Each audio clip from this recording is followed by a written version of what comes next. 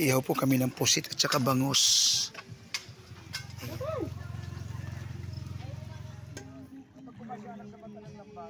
Ano yan, isda? Hello, shout out guys! Ang karugtong ng nakaraan. So ayan guys, tulong-tulong po yung aking mga kasama, yung aking mga anak, si Mrs. at yung aming family friend.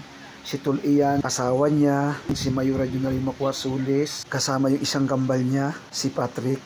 Ayan, nailatag na po namin yung tent, tatlong tent at saka yung lamisa. So ayan po guys, yung pinakabaybayan po namin. No? Kasi limited naman po yung dito, yung cottage guys. Ayan lang po, ilang piraso lang po yung cottage. So talagang mostly dito guys ay naka-tint lang. Ayan o, karamihan po. Naka-tint lang talaga. Ilang piraso lang po yung cottage dito eh. Kaya pala, ang nakipag-transact yung aking anak eh, wala raw cottage dito. Wala na raw available na cottage. So mag-tint na lang daw kami. Ayos na. Pwede na nga makakain guys no, kasi gutom na rin po kami. Dahil galing po na kami sa napakahabang biyahe. At halos 2 oras yata o mahigit pa ang biyahe po namin galing sa Lokban, Quezon sa kamay ni Jesus. Doon pa kami galing niya na Manata po. Yan. So yung lamisa po, sa kanila din po yung lamisa. Dito rin po inarkilahan lang po yan. Ang isang tint yata ay 500. Ang isang tint. Pero natawaran po namin ng 450 ang isa, kaya 1,350 lang po yung tatlo po na yan. Pero yung mga lamisa po at upuan, may renting po yan. Di ko lang matandaan kung magkano ang rent namin sa lamisa at saka upuan. Pero ang alam ko mura lang naman. Okay. Hindi ba sarap? Kain po tayo guys. Ayan po, nagkainan po muna kami guys. Kararating naman po namin at ginutom. Kaya, ayan. Kain po tayo. Adobong manok na may itlog at saka bagoong alamang. Bakit ako ginugutom? Kandesal eh. Hindi ako ginugutom eh. Pa ako nung ano. Ayan guys, kanya-kanya po kami ang pwesto.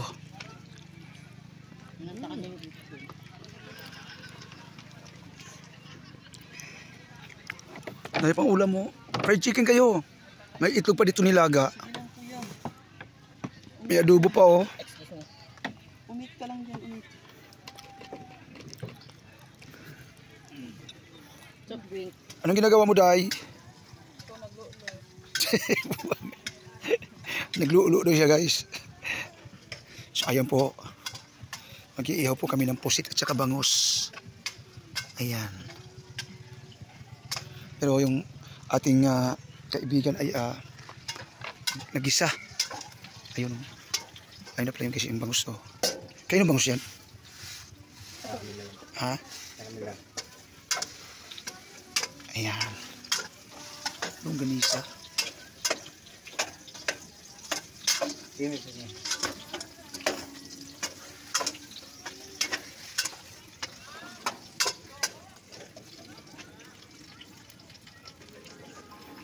At kami magigisa rin ng tahong. Ayan. Pagkatapos ng longganisa,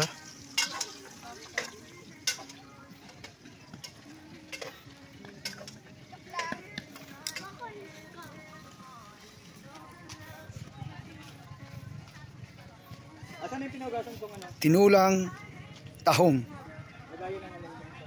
Ate, nasan yung black?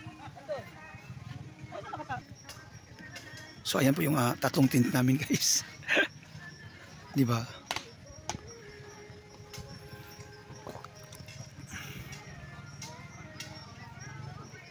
Hindi ko lang alam dito sa, pero may liwanag naman sa gabi kasi ayan may mga kable ng kuryente at may bombilya na nakaabang.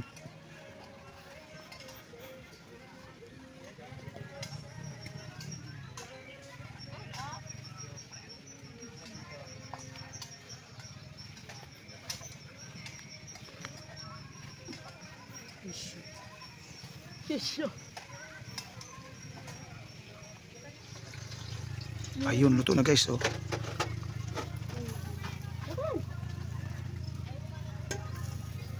Ano yan, longganisa lukban ba yan? Ayun oh, longganisa lukban guys.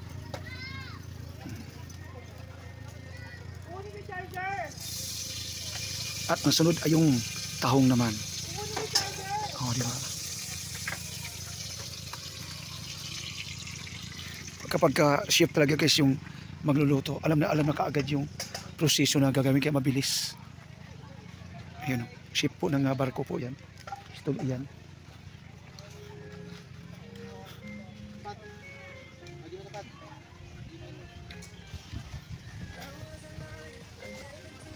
Magkano na? Magkano? Marami pang sukle. 50, 60, 68. At magkano isa 200 plus? Grabe kasi mahal ng Red Horse pala dito. Bumili siya kalchis. Ha? Bumili siya kalchis. Kaiches? Kalchis. Ano yan? Biscuit lang yun. Ano yun? 12 pesos. Ha? Sinagalag na dito. Gilay.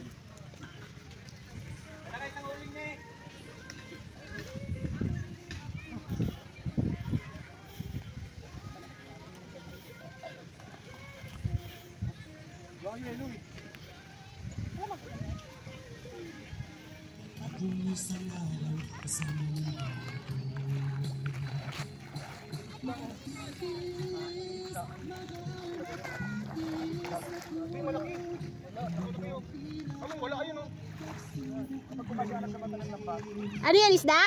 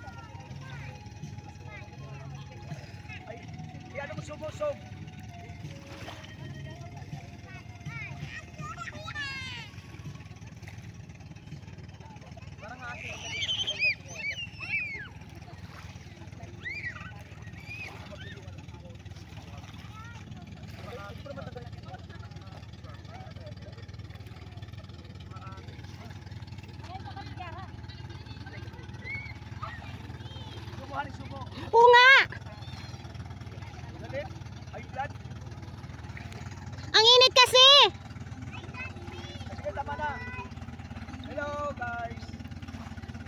Ayan guys, may tumabing bangka guys galing sa laot, siguro mangingisda po siguro yan, yung mga sariwang isda po siguro dyan. Sana bumili yung mga kasama natin para makapagkilaw po tayo ng sariwa.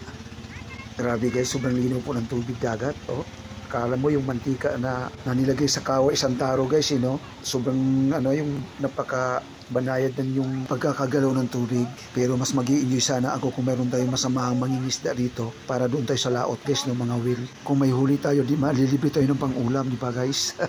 Pero siyempre babayaran din natin yung may-ari ng bangka na gagamitin na sa service. Pero ang importante doon guys, nag-enjoy tayo, di ba?